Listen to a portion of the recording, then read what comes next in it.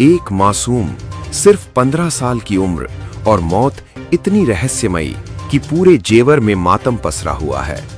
उत्तर प्रदेश के ग्रेटर नोएडा के जेवर में गोपाल शर्मा हत्याकांड अब सिर्फ एक क्राइम केस नहीं, बल्कि इंसाफ और सिस्टम पर बड़ा सवाल बन चुका है, जिसने देश को हिला दिया है। 15 वर्षीय मासूम बालक गोपाल शर्मा के साथ जिस बर्बरता और अमानवीय क्रूरता की खबर सामने आई है, उसने हर संवेदनशील इंसान का दिल दहला दिया है। एक मासूम बच्चे को बेरहमी से प्रताड़ित करना और उसकी जिंदगी को इस तरह तबाह कर देना किसी भी सभ्य समाज के लिए कलंक है। 21 मई को लापता हुआ 15 वर्षीय गोपाल 23 मई को बंद कमरे से मिला शव, और उसके बाद पूरे इलाके में गुस्सा, आक्रोश और डर का माहौल। परिवार लगातार गंभीर आरोप लगा रहा है कि बच्चे के साथ अत्यधिक यातना दी गई, प्राइवेट पार्ट काटा गया, आंखों में एसिड डाला गया, हाथों में कीलें ठोकी गईं और अन्य बर्बर तरीके से टॉर्चर कर मार डाला गया। शव की हालत बेहद खराब थी, आंखें बाहर निकली हुई, जीभ बाहर। जबकि पुलिस का कहना है कि पोस्टमार्टम में सोशल मीडिया पर वायरल कई दावों की पुष्टि नहीं हुई। यही विरोधाभास अब लोगों के मन में सबसे बड़ा सवाल बन गया है। आखिर सच क्या है? पुलिस ने इलेक्ट्रॉनिक सर्विलांस और जांच के आधार पर 3 आरोपियों को गिरफ्तार किया है। पुलिस का दावा है कि पूछताछ में आरोपियों ने घटना कबूल की और पुरानी नाराजगी को वजह बताया। बुधवार को पुलिस चेकिंग के दौरान बाइक सवार 3 युवकों को रोकने का प्रयास किया गया। आरोपियों ने पुलिस टीम पर फायरिंग कर दी, जिसके जवाब में पुलिस की कार्रवाई में 2 आरोपी घायल हो गए। गिरफ्तार आरोपियों की पहचान नरेश और मोहित निवासी रोही तथा उमेश निवासी चंपारण बिहार के रूप में हुई है। पूछताछ में आरोपियों ने बताया कि गोपाल उनके साथ बैठकर हुक्का पीता था। कुछ दिन पहले गोपाल की दादी ने वहां पहुंचकर आरोपियों को डांट दिया था, जिससे वे नाराज थे। 21 मई को गोपाल जब उनके पास पहुंचा तो आरोपियों ने हुक्के में अधिक मात्रा में तंबाकू डालकर उसे पिलाया। बाद में उसे गांव के एक खाली मकान में ले गए, जहां दीवार में सिर मारने से गोपाल बेहोश हो गया। आरोपी उसे वहीं छोड़कर फरार हो गए थे। लेकिन सवाल यहीं खत्म नहीं होते। हत्याकांड के आरोपी उमेश महतो, नरेश सिंह और मोहित सिंह में 2 लोगों का हाफ एनकाउंटर और एक का आत्मसमर्पण, जबकि जौनपुर के रवि यादव की एनकाउंटर में मौत। ये घटनाएं कई गंभीर सवाल खड़े करती हैं। आखिर एक नाबालिग की मौत इतनी संदिग्ध परिस्थितियों में कैसे हुई? क्या जांच पूरी तरह निष्पक्ष है? क्या सोशल मीडिया अफवाहें माहौल बिगाड़ रही हैं? या फिर कहीं सच अभी भी पर्दे के पीछे छिपा है? इसी बीच एनकाउंटर, गिरफ्तारी और राजनीतिक आरोपों ने मामले को और हाई प्रोफाइल बना दिया है। सबसे दुखद बात यह है कि इतना बड़ा दर्द झेल रहे परिवार को अब तक इंसाफ के लिए भटकना पड़ रहा है।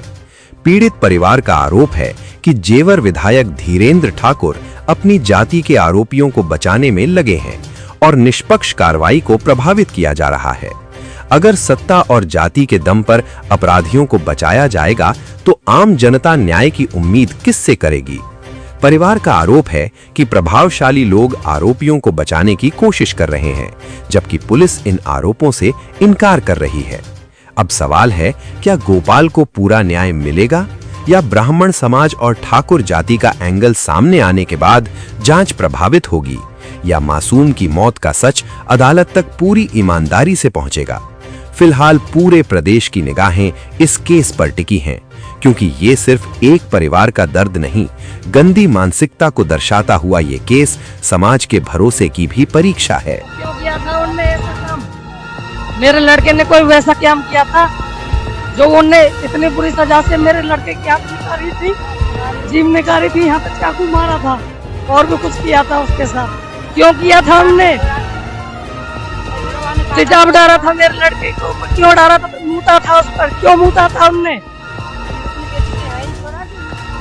मैंने इसीलिए वो पौधा इतना बड़ा सीज कर दिया था कि तुम मार दो, बिल्डोजर चलना चाहिए। मैं उनकी माता जी हूँ, मुझे ये पता है कि मुझ में कितना कर रहा है यार। किसी का लड़का होता है मैंने एक रोटी का टुकड़ा भी नहीं खाया, एमएलए मोदी योगी के राज में यहाँ की चल रही है ठाकुर को पक्ष ले रहा खुलेआम। और जो हमें फांसी लगा दे, हमारा जब भी मन हो है ये धीरंधर ने ठाकुर को पक्ष लियो है, बरादर को पक्ष लियो है। ये ठाकुर करवा रहे हैं हमारे इलाके में पूरे में झगड़े, एमएलए अपहरण, सब बलात्कार, लूटपाट, सब यही करवा रहे हो झाड़ के। विधायक धीरंधर मुर्दाबाद जाकर चला। 3:30 बजे से 4 बजे के बीच एक बालक जो कि बनवारीवास का रहने वाला था, उनके पिता द्वारा थाना जेवर पर सूचना दी गई कि वो बच्चा घर वापस नहीं लौटा है। इस सूचना पर तत्काल थाना जेवर पर सुसंगत धाराओं में अभियोग पंजीकृत किया गया और टीमें लगाकर उस गुमशुदा बालक की तलाश प्रारंभ की गई। वो जो बालक गुमशुदा था उसकी उम्र लगभग 15 वर्ष थी और नेक्स्ट डे उसकी डेड बॉडी एक बिल्डिंग में, जो कि अबंडेंट बिल्डिंग थी, उसमें रिकवर हुई। तत्काल पुलिस ने पंचायतनामा और पोस्टमार्टम की कार्रवाई इसमें सुनिश्चित कराई गई। उस बच्चे के शव का पंचायतनामा पोस्टमार्टम दो डॉक्टर्स के पैनल द्वारा किया गया और उसकी वीडियो फोटोग्राफी भी कराई गई। इसके बाद हमारी इसमें जो टीमें गठित की गई थी, 4 टीमें इसमें लगाई गई थी, जिसमें इलेक्ट्रॉनिक सर्विलांस और पता रशी सुराग रशी फील्ड यूनिट का फीडबैक, उसके आधार पर इस घटना का सफल अनावरण किया गया और उस घटना का अनावरण करते हुए सभी पहलुओं की गहनता से जांच करते हुए इसमें अभी तक की विवेचना के आधार पर 3 अभियुक्तों के नाम प्रकाश में आए हैं। और आज जेवर पुलिस को एक बड़ी सफलता उस समय मिली जब ये तीनों अभियुक्त कहीं भागने के फिराक में थे और एक पुलिस मुठभेड़ के दौरान इसमें गिरफ्तारी उनकी सुनिश्चित की गई है। इसमें जो 2 अभियुक्त हैं उनको फायर आर्म इंजरी आई है और उनके पास से 315 बोर के इलिसिट वेपन भी कारतूस के साथ रिकवर हुए हैं। 2 जो इंजर्ड हैं अभियुक्त, उनको तत्काल चिकित्सकीय उपचार के लिए उनको हॉस्पिटल में भेजा गया है। जो अभियुक्त गिरफ्तार हुए हैं उनके जो नाम प्रकाश में आए हैं मैं आपके संज्ञान में ला रहा हूं। उसमें एक उमेश महतो है जो पूर्वी चंपारण का रहने वाला है और वर्तमान में जो रोही गांव है वहां पर निवास कर रहा था।